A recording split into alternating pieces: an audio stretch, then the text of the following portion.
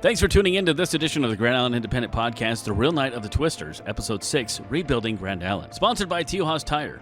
Teoha's Tire is the home of the courtesy inspection, where they check your brakes, belts, hoses, fluids, tires, and more, absolutely free. Teoha's Tire, a tradition of trust since 1947.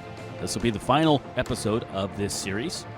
I'm your host, Josh Salmon. June 30th, 1980 was the night that 7 tornadoes ripped through Grand Island, Nebraska, destroying much of the town, injuring hundreds, and killed 5. With much of the town in ruins, the plan to rebuild jumped into the minds of many. But how would they go about doing that? Grand Island Independent reporter Jeff Barr visits with 2 men who not only lived through the night of the Twisters, but helped rebuild the town.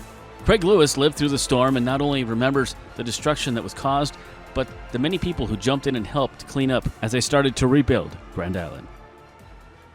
In 1980, I was working with a general contractor building spec houses, or in custom houses. And we used to build, like I said, in 1980, we'd build 2 or 3 custom houses a year. And the night that the tornado hit, it caused massive destruction. And in fact, it damaged the contractor I was working for was my uncle. It damaged his house. It damaged my parents' house. I had a little bit of damage to my house that I'd only built for, I'd only been in the house for about a year.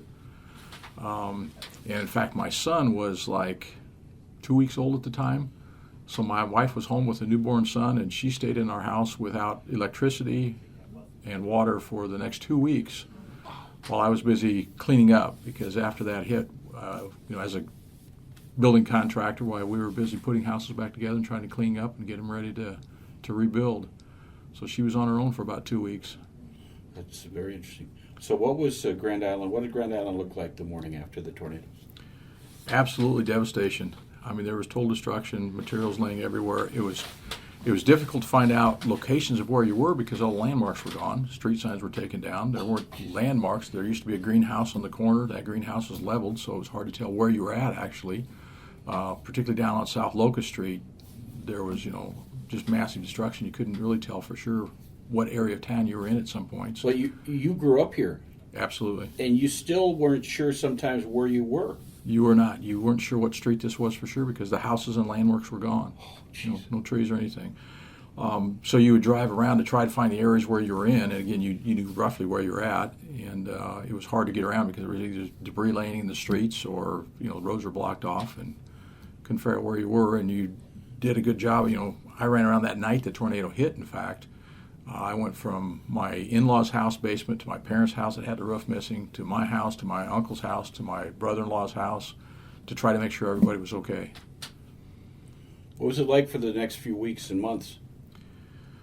Well, I'll tell you, for the next couple of weeks, it was very hot and humid, and it was just a matter of trying to clean up and dig everybody out of where you were at. So you spent the next 2 weeks just trying to kind of get the debris in a certain pile so you could see how much damage there truly was.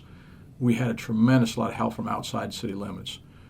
Again, my parents' house that was south of Mavis Bowl, that was pretty well wiped out, lost part of the roof, and we were taking bits and pieces of the roof and trying to clean up piles to get them hauled out. There'd be some people come by with a farm truck and said, we're here to help. Do you need us to load this stuff up and take them out? They didn't have to, you didn't have to call them and ask. They just showed up and said, we're here to help. Was there a lot of that volunteer kind of help? Tremendous amount. And, I know we had people from outside the city limits that came in, like I said, with this farm truck. We came in here, we're here to help. What do you need us to do? And just fantastic people. That's inspiring when you hear that. Oh, it was like I said, it was great. There was never anybody that, questioned what was going on. Everybody was here to help and see what we could do. And they didn't ask for anything. They were just here to volunteer and help. So in a way, it was kind of, and even though it was a tragedy, it was one of the finer hours for Grand Island, that response. But, you'd see that anywhere in Nebraska, I suppose, and in the Midwest and maybe America. I think that's exactly right. That's what I always say. I mean, it showed the strength of the Midwest people, and you see it time and time again. With the bad news around the world all the time, you see some terrible things. But in Central Nebraska, I always think that's our makeup is to help people out, and it's a good place to live. And I always say this: we don't have to live here; we choose to live here, and we choose to live here for things like that. And how would you say that Grand Island has changed since then, physically? I mean, oh boy, there's a lot of the redevelopment occurred, And a lot of things, we'd heard stories, I think, at the time that people just pack up and move away and not rebuild. And I think most everybody rebuilt, and when they put things back, they put it back as good or a little bit better than what it was prior to. Did some people actually leave, you think? I'm not aware of anybody that did. Most everybody that I'm aware of that knew stayed here, rebuilt, and put their lives back together. Is the biggest change on South Locust since then, physically? I think that's the biggest change of modification. Some stores that were there rebuilt. If they did rebuild, they moved a little bit. But you talk about changes. Being with the building department for all these years, you look at the amount of construction in the Webb Road, the Conestoga Mall, the 281 corridor. All those things in the last 20, 30 years have just blossomed. Is South Locust better now than it was then before the tornado? Oh, it's probably a little more attractive. There's a little more comparability of development. They created an arterial commercial corridor that allowed some landscaping, some things like that was things like those that were not here before. So I think it's added some, a little more uniform construction at that point then. Did Grand Island change its building laws after the tornado to solidify homes and businesses? I don't know. Again, I wasn't with the building department when it hit, but I started just a year after. Then I started with the building department. And no, I don't think we did. I think our codes, we adopt uniform building codes and international codes. Since my tenure's been here, we've probably modified it, beefed up a little bit of the wind loads and those things in the past. But I think we had good construction then, and I think we still have good construction now. We are in a wind channel, and we get people from out of state or out of the country coming to build. The Walmarts and all those type of things. And we always tell them, you're building in a wind tunnel, and they say, no, we're used to wind. We know about how to build that. And usually when they're done, they shake their head and say, wow, we didn't realize how bad the wind was in the plains. And so the wind is a big factor for construction in Grand Island. And would you like to talk about that tornado in St. Paul? In the early 80s, or I think it was probably mid-80s, 85, 86, somewhere in there was a tornado that hit St. Paul. They asked if we would come and write up disaster reports. So we said, sure. So I went down there and spent, I think, a day or day and a half just going through the neighborhoods and writing up disaster reports on some of the houses. And some of the construction, it was certainly not bad construction at all, but it didn't totally meet. Sometimes there would not be anchor bolts that anchored the foundation or the house to the foundation. And I encouraged them to look at some basic codes to see things like that. And I don't know that it would have helped, but for a couple $100 to put anchor bolts in there, it might have saved more destruction in the house. So it showed me that if you build these things under a code, there's a reason those codes are there, and they provide some protection that you may not otherwise have. Thank you, Craig Lewis. Coming back, Jeff talks to developer Ray O'Connor about that summer night, June 3rd, 1980, what he remembers of the real night of the Twisters, and more. Stick around. When it's time to hit the road, the last thing you need to worry about is your vehicle. At T.O. Haas Tire, we'll inspect your brakes, belts, hoses, fluid, suspension, tires, and more. All done by a certified technician, and all done absolutely free. And don't forget, we have a tire for every vehicle and every budget with optimum tire wear, fuel economy, and most importantly, driver safety. T.O. Haas Tire and Auto, a tradition of trust. Welcome back to the Grand Island Independent podcast series, The Real Night of the Twisters. We heard from Craig Lewis about his memories of that fateful summer night in 1980 and how the town began to rebuild. Now we hear from Ray O'Connor, who helped rebuild a lot of Grand Island and continues to make the town better some 40-plus years later. O'Connor talks about what he remembers about June 3rd, 1980. You lived on Pheasant Drive in the Hidden Lakes area. Right.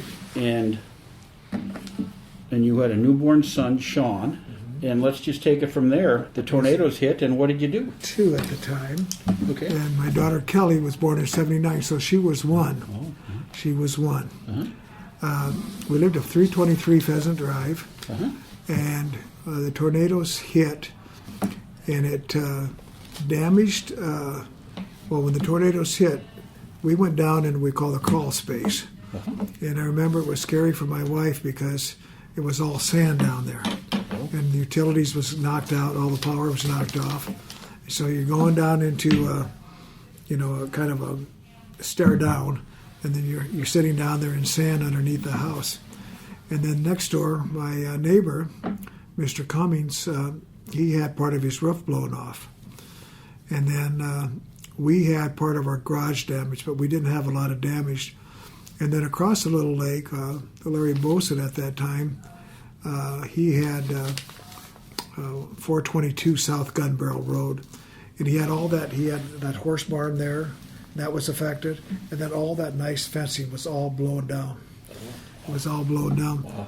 So I think the biggest scare was, protect the children and going into a dark place that you hope that when the wind was coming, the tornado was coming, that you had something you could come back up to. Since then, I would guess that you are pretty respectful of tornadoes. Maybe you were then. I was there too, yes. Yeah. Well, I had, when I came back from Vietnam in 1969, I had saved my money and I'd bought a car. And I had a date, and this was in Sioux City, Iowa. Then we were at a drive-in. The tornado hit the drive-in. And it blew, it looked like a large piece of wood all the way up through my hood, up into the engine block. And everybody at that time was, it was a Gordon drive, I believe it was a Gordon drive-in. And everybody then, they instructed, they shut down the film, of course, and instructed everybody to get into what they called there was a block concession area, like a block building. Yeah. And so everybody headed into that. But it was very fierce that night, and it took down the screen. It really caused a lot of damage. And from that day on, I was always very leery of tornadoes. Now, how would you say that Grand Island has changed since 1980? Well, first of all, we had great leadership under Mr. Chris. Bob Chris was the mayor at that time. We had great leadership. And as you went down South Locust Street, most of South Locust Street was destroyed. And the motels were destroyed. Everything down here, it seemed like, was destroyed. And then the great thing about it was to rebuild back. Folks had the drive and the initiative and the community interest to not just to leave it, but to rebuild it and make it better. And we've seen a revitalized Grand Island, South Locust, and then all the other parts of the town. Remember, at that same night, we had the 7 tornadoes, I believe, and we had the Northwest District got hit, South Locust got hit, other parts of town got hit. So I think the biggest thing I took out of it was the vitality of the community wanting to come back and make Grand Island a better place than it was before the tornadoes. And again, I really appreciate the leadership that Mr. Chris and the different people in the city council had at that time to put together the program and the formula to make it work for everybody. In the Best Western we're at right now, I imagine that this was one of the areas that was hit hard. It was hit hard, and this property here is 11 years old. And so I forget exactly, there used to be a Red Baron bar, I think, in part of this property. The other property was just kind of like a canal type thing that went through here, kind of a drainage thing. And I know that and that sat there for a long time, Jeff. And then after we bought the property, we had to do a lot of stuff here, a lot of infrastructure, and a lot of utilities, and then reshaping everything here. But some of the property sat for quite a while, but others got right after it and made it work. That wraps up this episode and series. The Real Night of the Twister, sponsored by Teal-Haas Tire. Teal-Haas Tire is the home of the courtesy inspection, where they check your brakes, belts, hoses, fluids, tires, and more absolutely free. Teal-Haas Tire, a tradition of trust since 1947. The Real Night of the Twisters podcast is copyright Grand Island Independent and Lee Enterprises 2021. Written, narrated, and produced by Josh Salmon. I would like to thank Jeff Barr, Craig Lewis, and Ray O'Connor, and you for listening. We'll have another great podcast series coming soon from the Grand Island Independent. Until next time, this is Josh Salmon.